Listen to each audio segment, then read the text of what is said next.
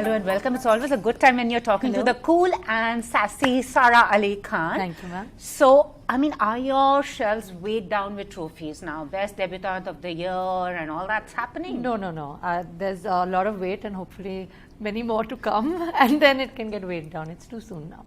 But the way things are going, it's likely you'll need to have a separate room full of shelves. No, I have to tell you that I think that I have been given a lot of love and a lot of appreciation from a lot of people, and I'm very, very thankful for that.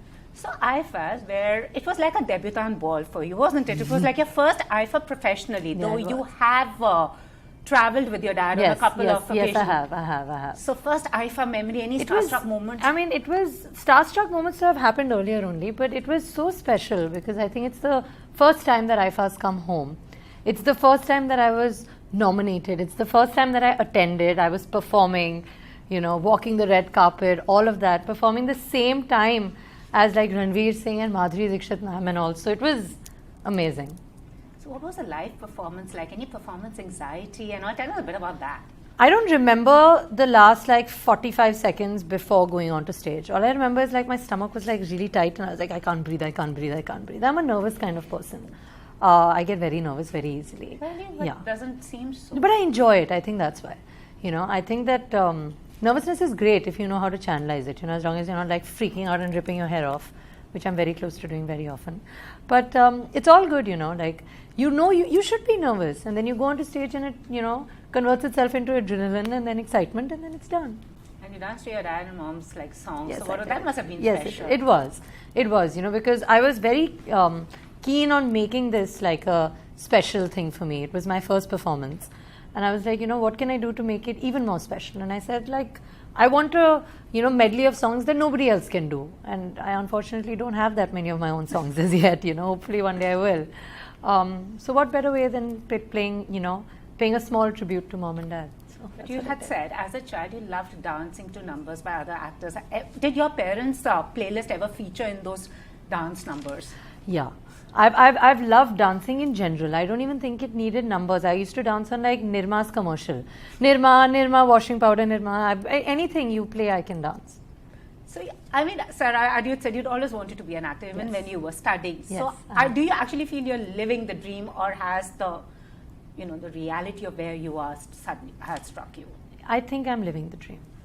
I really, really think I am. I mean, every part of my job, touch wood, and I don't differentiate one from the other. I think performing on IFA, doing an interview, doing a scene, doing a song, it's all part of my job, and I love all of it.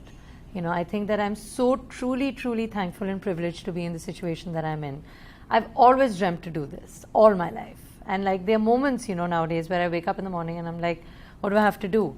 And it's, either getting ready for a song, or getting ready for a shoot, or flying to Delhi for an interview to talk to you.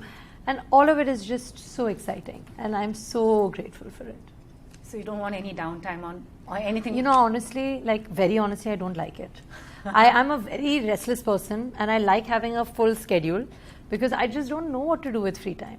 Oh. I mean, every now and then, of course, it's great to have a balance. There are moments where if you've shot 10 days in a row, you're more than happy to spend Sunday sitting at home with mom and eating ghar ka khana. But more than that, I don't want right now. I know what's really interesting about you is someone who has the ability to laugh at herself. You make fun of yourself.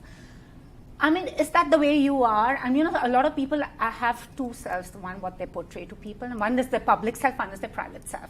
So in Sara, is it the same? See, I'm a cheap deal that way because you get what you have and you have what you get.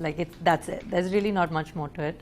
And I think that, it's a lot of people have given me undue credit for being real and being myself, but I think that actually I'm the coward, because anybody that does it otherwise requires a lot of guts, man, because you have to keep putting it up.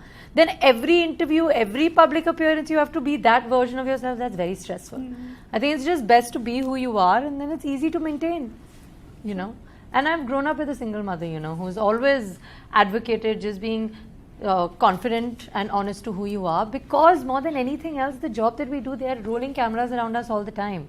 You will get caught if you're any less than 100% honest, and why would you be? And that's something that's so endearing about you.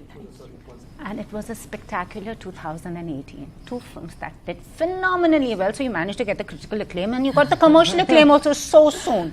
And now this year, we have seen you working on 2 sequels. What is it about you and sequels? Listen, I don't know. I really don't know. We'll have to ask David sir and Imtiaz sir what it is about sequels. But again, like you said, they're both very different kind of films. Yeah. And I'm very lucky and privileged to be able to be in this situation because my favorite, there's not one thing that I can, pinpoint at, but I think the favorite thing for me about my job in general is that it allows you to live so many different lives so honestly and so truthfully, And I can't tell you how being in Delhi or Himachal Pradesh with Imtiaz sir or being on like a colorful set with David sir, they're worlds apart in terms of experience. And they are both so fulfilling, So I'm really so privileged to be able to be in this place. And I can't wait for next year because, in the first 6 months of next year, hopefully both these films will come. And hopefully people will enjoy them like I'm sure they will. And I think there's an invisible genie because I remember you saying in an interview to me you wanted to work with Kartik Aaryan and Varun Dhawan. I say this. I actually say this that I could have asked for anything because I've sat at promotions and at the risk of offending Sushant and Ranveer and gone on and on about Kartik Aaryan and Varun Dhawan, Kartik Aaryan and Varun Dhawan, and here I am being like, is this really happening? So yeah, those moments do happen, but कौन है जल्दी बोल दो. अरे क्या बोलूं? कुछ भी बोल दूंगी हो जाएगा नहीं बोलना कोई भी बस मिस्टर भंसाली आ जाए. Granted. Yeah, granted. Okay, so how is Love Aajkal different from the one with your father? Are we going to see something totally different? See, I don't want to tell you too much yet, but it's been a very, I think working with Imtiaz sir is just a very, very enriching experience, You live so truthfully and so wholly the life that he wants you to and the life that he's envisioned for you. And I just think that it's a film made with a lot of dedication and love, And it's based on what love is in today's day and age. So that's all I'll say right now. But for this generation, what is Love Aajkal? How do you define? क्योंकि हमारे time में तो बहुत different था. बहुत different है, लेकिन मुझे लगता है हर इंसान के लिए ये अलग है.